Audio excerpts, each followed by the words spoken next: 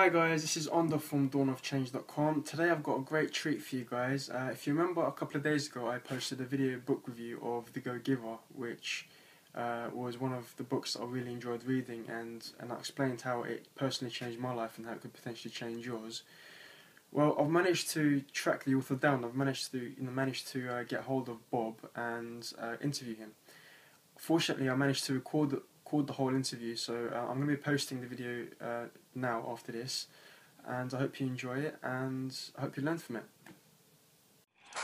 Hi guys, this is Onda from dawnofchange.com. I'm making a recording today because I'm really glad to have Bob Burg on the show. I don't know if you're aware, but I'm actually been an avid reader of his books, and I read The Go-Giver recently, which is probably my second favourite book next to Think and Grow Rich. And just thought I'd give him, get Bob on the show and interview him, and I'm really glad to have him on the show. So Bob, welcome. Well, thank you. What a pleasure to be here, and thank you for mentioning my book in the sentences Think and Grow Rich. I appreciate that. Yeah, that's one of my favorite books. Absolutely. So I wanted to kind of introduce you to the audience. So yeah, tell us a bit about yourself. How did you get started on the book, and how did it inspire you to write the book in the first place? Well, I began in broadcasting. I was in radio and then on TV, and from there I sort of graduated into sales. I didn't really know what to do in sales, and the training at the company I was at wasn't very much. And so I learned by reading books. I bought, this is 30 years ago now, I bought books by Tom Hopkins, such as How to Master the Art of Selling. Wow. I bought books back then tapes, it wasn't even CDs, but tapes by Zig Ziglar, and I attended a Zig Ziglar seminar and a Hopkins seminar, and I would just I would just read and study everything I could. I made a study of sales, and as I did that, I began to realize that sales was basically a lot about personal development. It was making yourself more effective on the inside. And when you make yourself more effective, when you grow on the inside, it tends to manifest itself with success on the outside. Right. That makes a lot of sense, because that's actually one of the things that it captured me when I read the book, in that you get things by giving. You don't get it by trying to receive stuff. It doesn't work. Like, the more you put out, the more you get, and that's what really inspired me to take action. Well, it has to do with the focus, okay? Because what it is, it's shifting your focus. See, giving and receiving are both great things. I mean, they're both two of the laws. There's the law of value, which is about giving. There's the law of receiving, which is about, obviously, receiving. So it's not like it's one or the other, it's both. But here's the great point you made.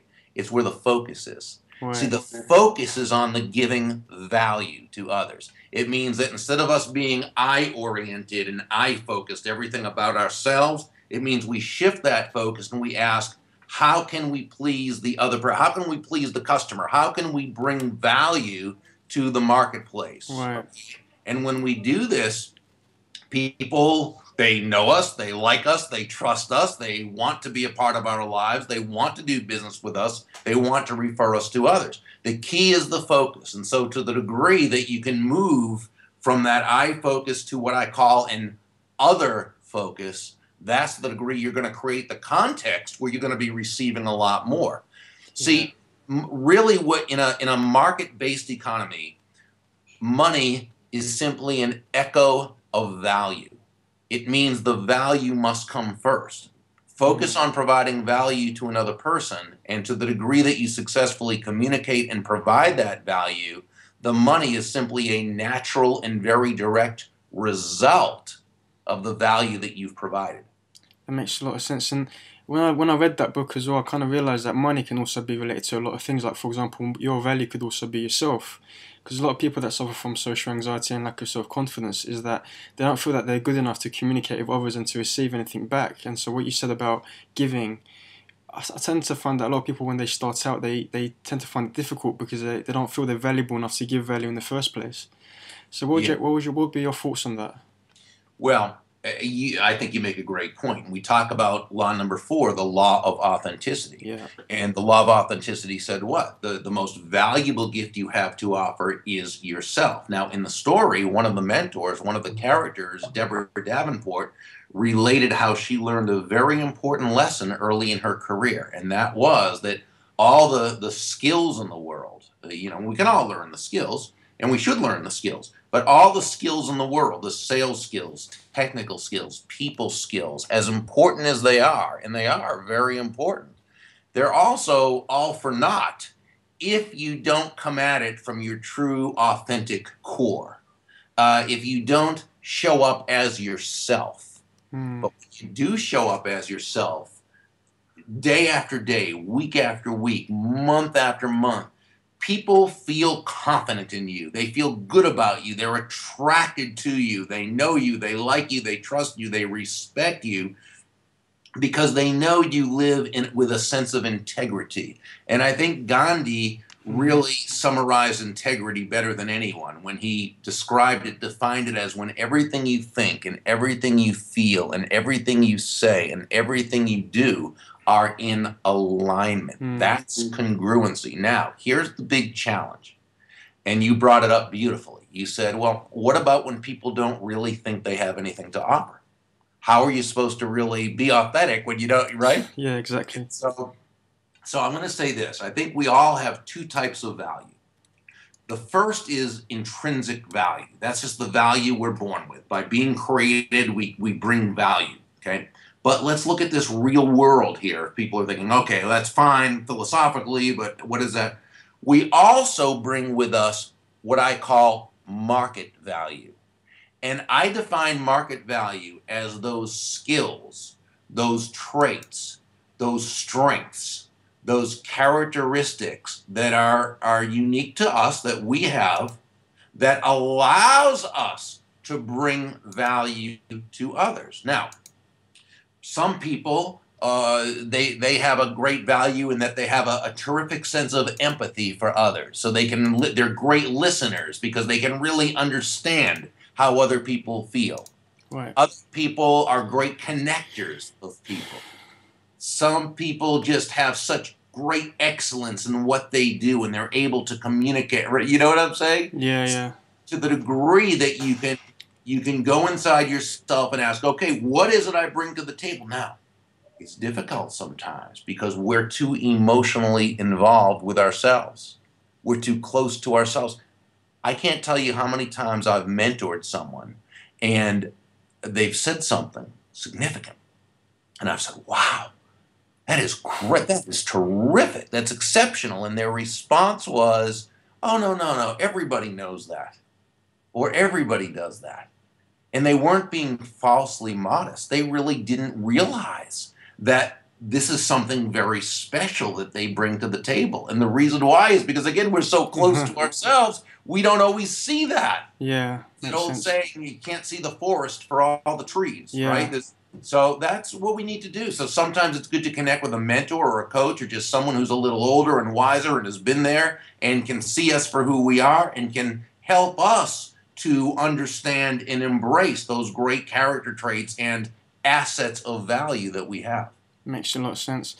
How would you, in terms of what you said, how would you get over rejection? Because a lot of people, when they first want to give value, they're scared of being authentic in terms of rejection. Because one of the hardest things that I dealt with in my past, when I was getting over my fears in the beginning, was that I was too scared of being rejected and being myself because of it. What would be your advice to someone when they're first starting out to get over that fear? Well, first, it's understanding that we all have that fear. Now, some people, maybe one person in a million doesn't have that fear. You know why? Because they're not smart enough to have that fear. But as human beings, we have fears. Well, of course we do, okay? And rejection is a fear.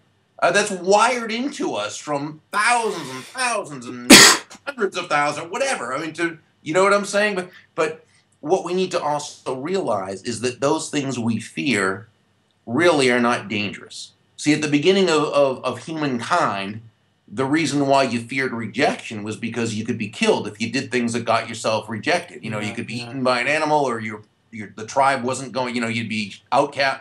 But it's not that important now, these things. These are very, there's people who, unfortunately, their biggest concern is, are they going to have fresh drinking water for the day? That's a concern. Having someone say no to us isn't really that big a concern. Yeah. But we think it is. And so because we think it is, it still is. Okay? And so what I want people to do is not be not be mad at themselves for being afraid of rejection, but instead to embrace the fact that it's very natural.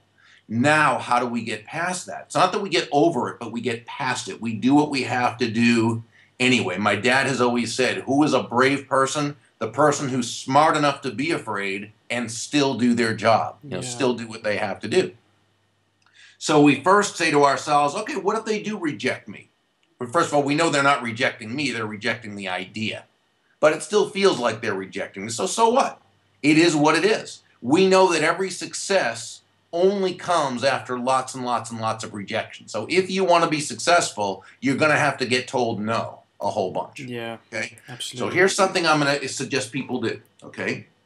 I want you to get a book. It's a very, very short book. It's written by my friends Andrea Waltz and Richard Fenton.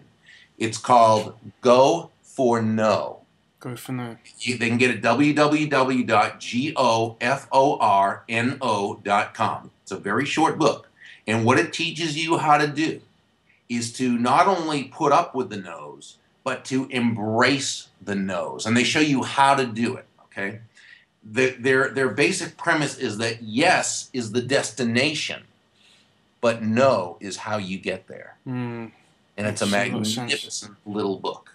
It's definitely like I'm really fascinated by that book. I'm actually going to buy it. I've heard of it before, but I've never actually had time to read it.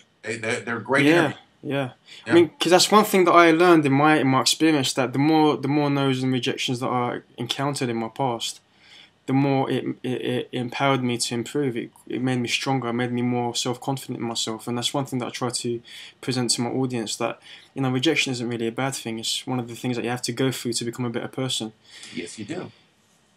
What else can I ask you? I mean, what if you was to give someone one piece of golden nugget advice on how to get started and to become successful based on what you've spoken about in your book?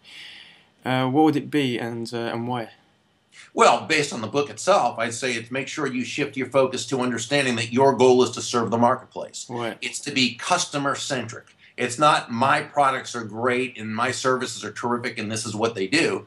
It's how are these products or services going to serve the other person? How are they going to understand it as being of value? Right. And that's very important. But it's also, though, that the entire idea of success and going after success is make sure you don't try to reinvent the wheel. If you have something you want to accomplish, the chances are someone else has already done it. So make sure to seek out their information. I mean, first you've got to desire something. And, in Think and Grow Rich, what was the first thing that we learned? That you've got to have that definitiveness of purpose. You've got to have something that's so big and something you just desire so badly, which doesn't mean you're attached to the outcome, but it means you desire it and you're willing to do, as long as it's legal, ethical, and moral, you're willing to do what it takes to get there. Okay, that's from having that solid desire, that definitiveness of purpose. Then it's finding out, who's already done it.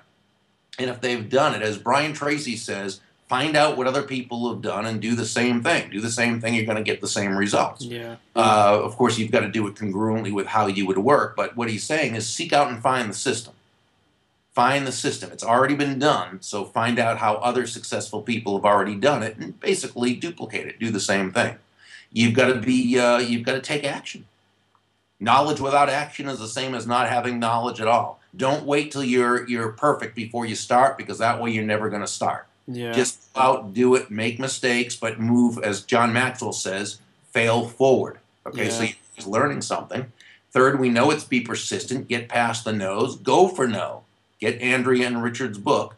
And then the last part really is just have such belief in what you're doing that, when you get discouraged, and you will, because that's part of life and it's part of accomplishing great things, that rather than quit, you stay with it, because the belief is making you 10 feet tall and bulletproof, that you're going to be able to get this done. Makes sense. It's also, I remember someone telling me that it's not about taking perfect action, it's about taking imperfect action consistently and getting that result in the end, and it really makes a lot of sense. It's very similar to what you said. Also, I was going to ask you, what do you think about the premise of nice guys finishing last? Do you believe in that concept? Do you agree with it? Because I remember, you speak about that in your book, don't you, about being the nice guy. What's your thoughts on that? Yeah. Well, here's the thing. Here's what it comes down to. The question: do nice guys finish last? Not necessarily. Do they finish first? Not necessarily.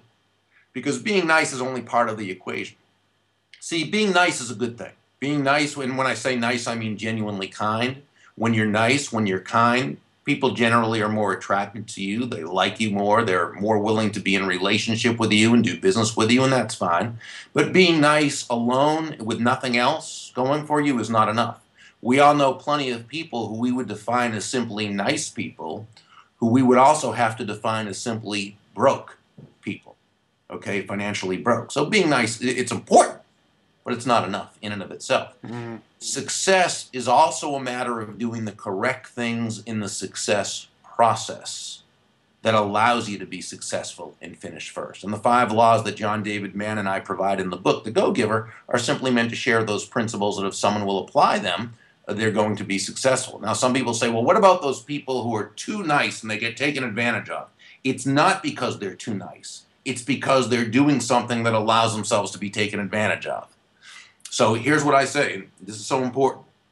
If you're nice and you find yourself being taken advantage of, it's not because you're nice. It's because you're doing things in such a way that allow you to be taken advantage of. Right. There's no natural correlation between being nice and being taken advantage of. That makes so much sense. I mean, basically, what you're saying is like how you perceive yourself and your values and what your character is like. It naturally presents itself to other people, and that allows them to treat you in that same fashion. Sure. So really, what you're saying is that be the sort of person that you want to attract into the world. Basically, is what you're saying, right? Absolutely. Great. How can people, if you can give someone, like let's say for example, someone who with very very low self-esteem came up to you and says to you, Bob, I really need some a quick tip on getting started. What could you give to me in terms of advice, and what could I do straight away to take action? What would it be? Well, if somebody has low self-esteem, what they need to do is they need to work on that. That's the first thing they need to do. Okay? They need to either see a counselor who can help them with that and find out why that is. They need to read books on self-esteem. There are books out there on how to develop your self-esteem. Okay? But and part of that is taking the action to do those things. And this is key. If you feel you've got low self-esteem and that's keeping you from doing things, you need to reverse it. Do the thing, and the self-esteem is going to grow. Yeah. Okay? So don't wait until you feel a certain way before taking action. Take action, and then you'll feel a certain way. At the same time, self-esteem is a very important issue. Don't use it as an excuse to not accomplish things, but understand that you've got to take action along with working on yourself and working on your self-esteem. Right. Makes a lot of sense. Lastly, one last question. How can our listeners learn more about where to find your books and your systems? Yeah, they can visit burg.com, BURG.com. And while they're there, they can sign up to subscribe to our Success and Influence Insights. They can go to my blog where I have about 400 archived articles. They can actually download Chapter 1 of The Go-Giver. And another site they might like to go to, aside from burg.com, is the same one, burg.com, BURG.com/TGG for The Go-Giver, TGG. And that's going to take them to a really, really neat video overview of the book, kind of in a whiteboard animation. It's really fun. That's great. All right, Bob, I think this is pretty much it, really. I really appreciate you coming on the show. I'd love to have you in again at some point and follow up with you at a future date. But yeah, thank you very much, and and hopefully I'll speak to you very soon. I would love that. It's been fun getting to connect with you on Twitter. Thank you so much for having me on your broadcast. Great, Bob. Thank you very much. Take care. Thank you. So there you have it. I hope you enjoyed the interview. I certainly did. If you want to find out more about Bob and his services, please check out his website. His website address is burg.com. I've listed the link below this video. For more visual description of his book, there's a nice animation that you'll be able to check out. Again, it's in the following link, burg.com/TGG. Lastly, if you enjoyed this video, please do hit the subscribe button. There should be a little button below this video called subscribe. Just hit that and you'll receive updates as of when a new video is created. You can also see a longer description in written form on my blog of the interview that summarises everything that Bob says. So again, thank you very much for watching the video. I hope you enjoyed it, and I'll speak to you very soon. Take care.